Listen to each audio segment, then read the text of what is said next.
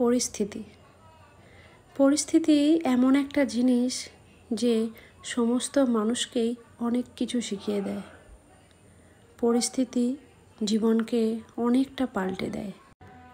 পরিস্থিতির শিকারে জীবনে অনেক কিছু হয়, ওঠা পড়া বাড়া কমা ভালো মন্দ অনেক কিছুই হয়।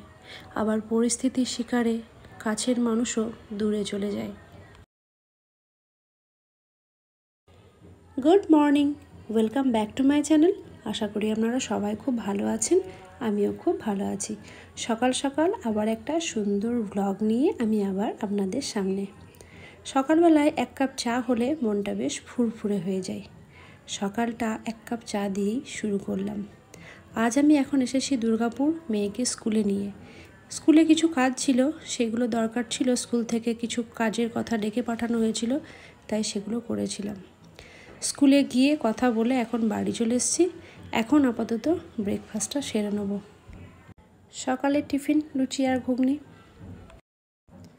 মেয়েকে স্কুল থেকে বাড়ি চলে এসেছি। বাড়ি এসে রান্নাবান্না সব করাই আছে। আর আপনারা যারা আমার প্রতিদিনের ভিডিও দেখেন তারা জানেন প্রত্যেক শুক্রবারই আমি মোটামুটি মায়ের হাতের রান্নাই খেতাম। আজ আমি টুকটাক করে গেলেও মা কিছুটা এগিয়ে রেখে দিয়েছিল। আচ্ছা, কার কার বাড়িতে এরকম হয় বলুন তো? আপনি যখন বাইরে যান আপনার শাশুড়ি মা আপনার জন্য সমস্ত রান্না করে রেখে দেয়।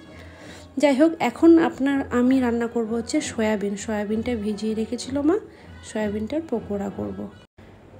খাওয়া দাওয়া সেরে এখন যাচ্ছি বিকেলে মেয়েকে নিয়ে ডান্স ক্লাসে।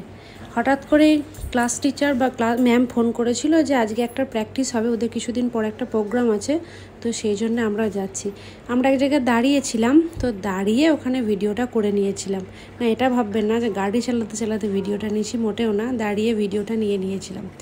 যাই হোক, এখন আপাতত বাড়ি ফেরার পথে। আর মেয়ের আবার ভালো খাবার দেখলেই খিদে পেয়ে যায়। এখন খাচ্ছে মোমোটা ওর খুব প্রিয় জিনিস, কেন ঝাল খুব কম হয় তো। এখন নিয়েছি মোমো। মেয়ের মোমো খাওয়া হয়ে গেছে, এখন ওর বাবা খাচ্ছে। খাওয়া দাওয়া হয়ে গিয়ে কিছু সবজিপাতি টুকটাক নিয়ে এবার বাড়ির পথে রওনা দেবো। ভিডিওটা খুবই ছোট, তাও দিলাম। যাই হোক, ভিডিওটা ভালো লাগলে অবশ্যই একটা লাইক করবেন। আজকের মতো এটুকুই, বিদায় নিই।